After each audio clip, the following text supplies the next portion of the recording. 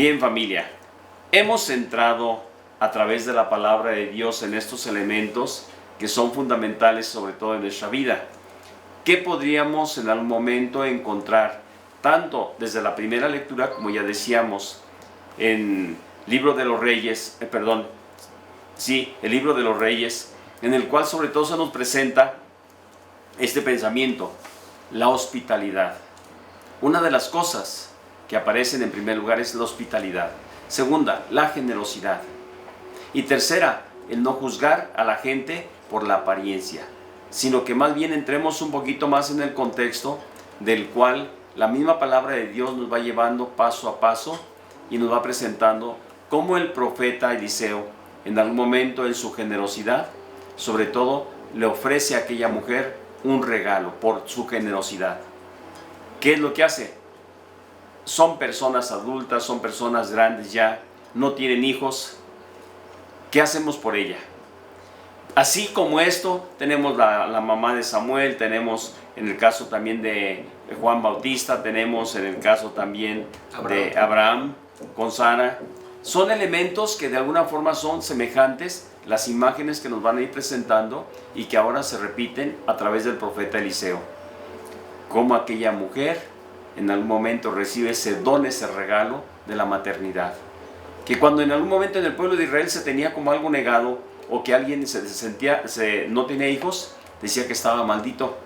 Hasta ese grado llegaba a decir, es que Dios no lo quiere, por eso no le da hijos. Y eso se toma como algo que en algún momento daña. Y sin embargo, la respuesta es la bendición de Dios. Bien, lo que decíamos, unimos primera lectura con el Evangelio y nos vamos a encontrar con una respuesta mucho más clara y más profunda. Yo quisiera que en algún momento en familia, ustedes en el hogar, en compañía de quienes en algún momento comparten la vida, viéramos un poquito más esto. Creo que tenemos darle el lugar que le corresponde a Dios en nuestra vida, darle el lugar que le corresponde al Señor en el actuar de nuestra realización como personas y enseguida recordar, el Señor nunca nos va a dejar. Eso es algo que tenemos que tomarlo muy en cuenta. Es lo que dice mucha gente, sobre todo que México es muy acogedor, muy acogedor. Sin embargo, aquí voy a adelantarme un poquito, ante las circunstancias y las realidades presentes de nuestro tiempo, se ha venido perdiendo este tipo de situación. Sí. Yo creo que tenemos que cultivar, reforzar mucho más todavía este aspecto, porque antiguamente se decía, veíamos en las casas, en las puertas de las casas, a la gente se salía con su sillita y se ponía a platicar ahí en la puerta de su casa con 2, 3 hay más, y ahora le ponemos rejas y le ponemos candados. Sí. Cámaras de visión, de vigilancia nocturna y todo. Sin embargo, en nuestro mundo hoy día tenemos que decir que una de las cuestiones, la hospitalidad, se ha venido perdiendo. Vemos a los otros como desconocidos, que son la inmensa mayoría. Los vemos casi por principio como una amenaza a veces para nuestra tranquilidad y nuestra paz. Los periódicos los encontramos, las noticias, más de una ocasión con asesinatos, robos, con fechorías. La televisión nos trae también casi a diario imágenes preocupantes. Todo contribuye a crear un ambiente en el que nos parece lo más natural desconfiar del desconocido, de aquel que se nos acerca, de aquel que en algún momento a veces no es una amenaza, sin embargo sí la miramos siempre como si fuera eso. Valoramos mucho todavía, quizá demasiado, nuestra seguridad, nuestra paz, nuestras cosas. Aquí es donde viene una parte también. A veces terminamos comprando armas. Es una de las cuestiones que a veces tenemos que preguntarnos. Terminamos poniendo de alguna forma cámaras de visión nocturna, cámaras de todo tipo. ¿Para qué? Para sentirnos más protegidos. Y en este sentido, pues parece que en algún momento nos encontramos en una situación que pues no va a favorecer mucho más en algún momento lo que es nuestra realidad. ¿Qué es? El otro es un hermano. Esa es la realidad. Las naciones hacen lo mismo, ponen el armamento del todo de frontera a frontera y ejércitos enormes que no dejan permitir ni siquiera que pase nadie. Refuerzan fronteras y ejércitos. No nos damos cuenta de que en el fondo, así, actuando así, no hacemos más que poner de manifiesto nuestra propia inseguridad. Y lo que hacemos en el fondo es provocar más violencia. Lo hemos estado viendo, lo hemos estado escuchando en los medios de comunicación, lo hemos estado en algún momento viviendo como una experiencia que aparece constantemente en el mundo, en nuestras realidades, en nuestros pueblos.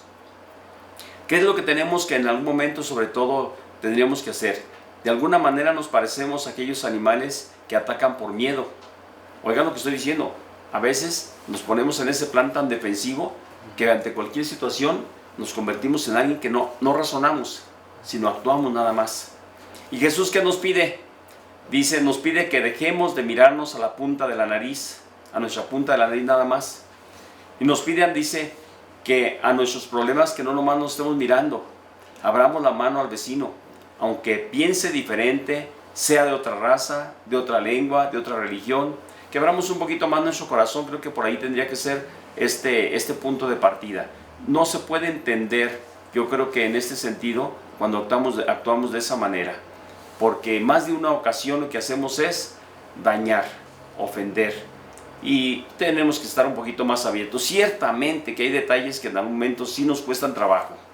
Creo que ahí es donde entra un poquito que no hemos entendido todavía y en nuestro tiempo, por todas las circunstancias que hemos visto, nos hemos visto rodeados, hemos visto al otro como la amenaza. Y que realmente es un hermano que padece, siente, sufre, pasa necesidades, vive también las situaciones semejantes a las nuestras. Y lo que nos dice aquí probablemente el día de hoy es otro Cristo, es Cristo mismo, quien dice, quien me ve a mí, ve a mi Padre. Quien me mira a mí, dice, ve la salvación. Quien me mira a mí, encuentra el camino. Quien me mira a mí, encuentra la esperanza. Pero nunca lo hemos visto así. Y eso es lo que nos cuesta tanto trabajo. Dice, después de haber concluido el diálogo, Jesús en el Evangelio se dirige a sus discípulos diciendo algo. Si alguno quiere venir en pos de mí, que se niegue a sí mismo, tome su cruz de cada día y que me siga. Muchas de las veces yo siempre digo que no se trata de llevar una cruz de uno en el pecho, un ornamento, a veces hasta lujosísimo, porque es a veces hasta caros, unos dijes enormes y caros, y más aún ahora con este tipo de situaciones así de un poquito de snob, cuando los grupos por ahí un poquito a veces entre comillas, voy a poner así, de gente mafiosa que utiliza rosarios, utiliza San Judas, utiliza otro tipo de dijes, pero pues su vida está diciendo lo contrario. ¿De qué le sirve tener una imagen de esas? Sin embargo, ¿qué nos dice Jesús? Hay algo mucho más todavía. Para interpretar la palabra de Jesús y acomodarlas a las circunstancias, se han admitido y se han disculpado demasiadas cosas, nada evangélicas, dentro y fuera de la iglesia también. Hay cosas que en algún momento sí tenemos que hablar con claridad. ¿Cuántas de las veces como institución? Yo voy a hablar un poquito desde la iglesia. Parece que en algún momento predicamos, transmitimos el evangelio, pero dejamos de ser realmente, nos convertimos en personas propiamente de comercio, con la palabra que a veces se escucha media fea. Yo les digo, a mí me agrada, y voy a decir no porque esté ahorita aquí, ni mucho menos, y me agrada muchísimo el padre, la manera de ser del padre Alfonso, que no le gusta ni pedir, no le gusta en algún momento que se comercie con lo de la fe, no le gusta que en algún momento se ponga como pretexto ese camino. Y tiene mucha razón. Y es aquí donde viene ese gran reto y ejemplo, voy a decir, por eso digo, no porque no esté ahorita, no porque esté aquí entre nosotros en esta comunidad parroquial y como párroco, sino como elemento que ha hecho un trabajo grande por el bien del pueblo, por la iglesia misma, por primero el trabajo pastoral más organizado, un poquito más en forma, y también en el trabajo material. Que le pueden criticar otras cosas, critíqueselas, no hay problema, pero en este sentido es un hombre que ha trabajado y está trabajando. Sí. Con todo el respeto, ¿sí?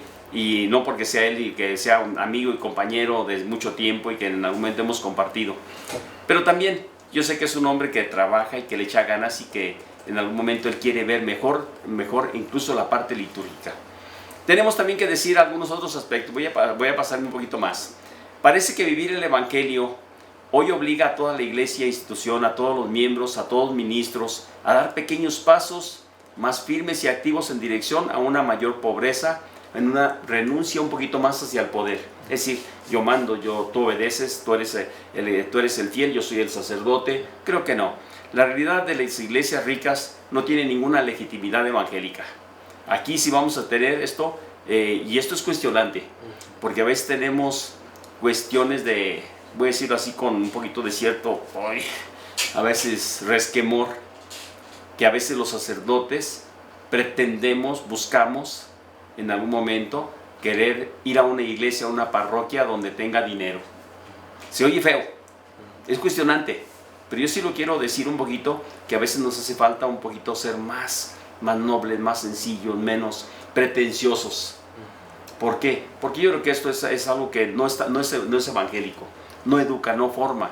Y a nuestros hermanos cristianos, a quienes en algún momento debemos servir como sacerdotes, como ministros, pues yo creo que tenemos que darles en algún momento ese testimonio, ese ejemplo de que podemos vivir con lo necesario, sí, pero también un poquito más para poder ayudar. Y esto pues debería ser el motivo en el cual Cristo mismo sobre todo nos ha puesto. Por otra parte, es indispensable para toda la iglesia que dentro de ella algunos grupos y comunidades vivan el desarraigo. Dice, y en la pobreza como los primeros discípulos de Jesús. Pero tenemos que decir algo más todavía.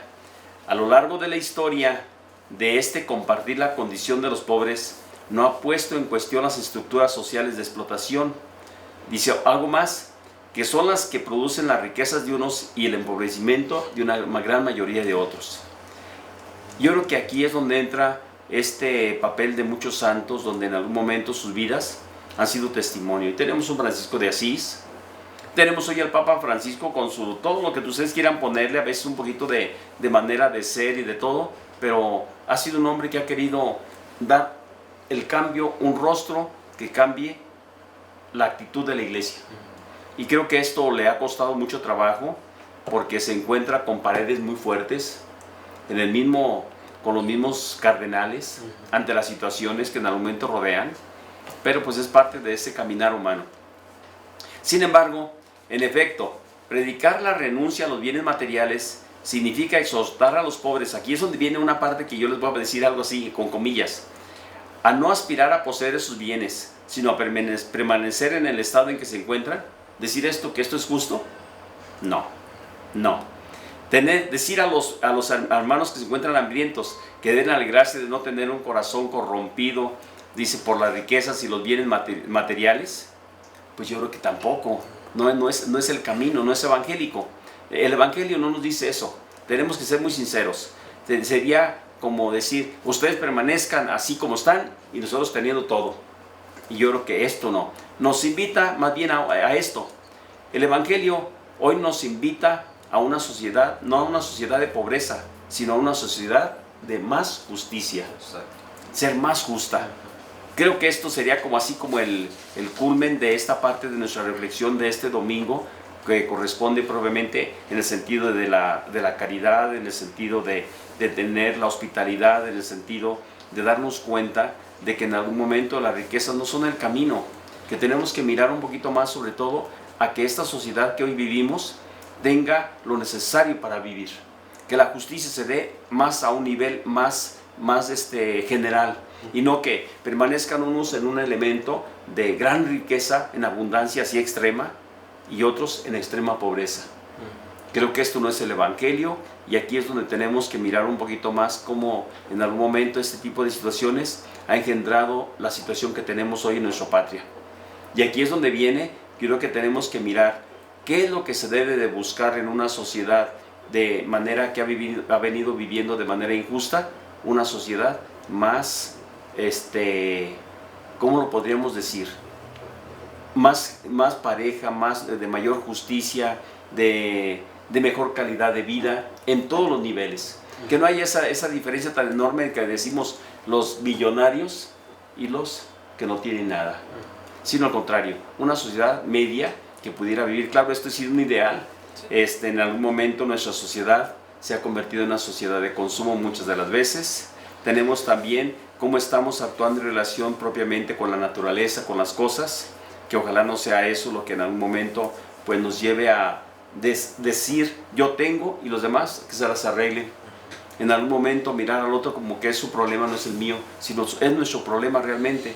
Y entre otras cosas, pues yo creo que lo que decís al final, dice, sin otro objetivo que el lucro cada vez mayor de unos pocos. Ojalá que esto también se tenga muy en cuenta, y ante esta situación que hoy parece lejana todavía a nosotros, porque gracias a Dios no tenemos el problema de la pandemia aquí en nuestro municipio, pero que ojalá nunca llegue. Ojalá que no. Pidámoselo por pronto al Señor que nos ayude, y que ojalá esta sociedad que hoy vive muchas de las veces en el egoísmo, vive alejada de Dios, vive en esa situación de pobreza de vida espiritual y cristiana, pues reconozca que necesitamos que haya un poquito más de solidaridad, un poquito más de cercanía con el otro, un poquito más de hospitalidad y un poquito más sobre todo de caridad. Ahí tenemos. Llegamos al final de nuestro programa de este día sábado, para en la reflexión probablemente la palabra de Dios del domingo 13º del tiempo ordinario. Abrazos, y con el corazón les decimos que el Señor los bendiga. El Señor esté con ustedes. Y con su espíritu. Y que la bendición de Dios Todopoderoso, Padre, Hijo y Espíritu Santo, descienda sobre ustedes y nos acompañe siempre. Amén. Amén. Si alguno quiere seguirme, que se niegue a sí mismo, que cargue con su cruz de cada día.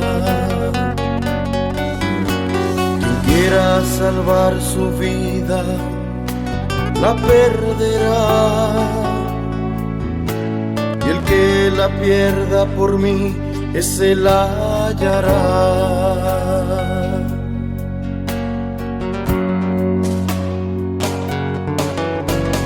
Toma tu cruz y sígueme, y la salvación te daré. Toma tu cruz y sígueme, y la salvación te daré.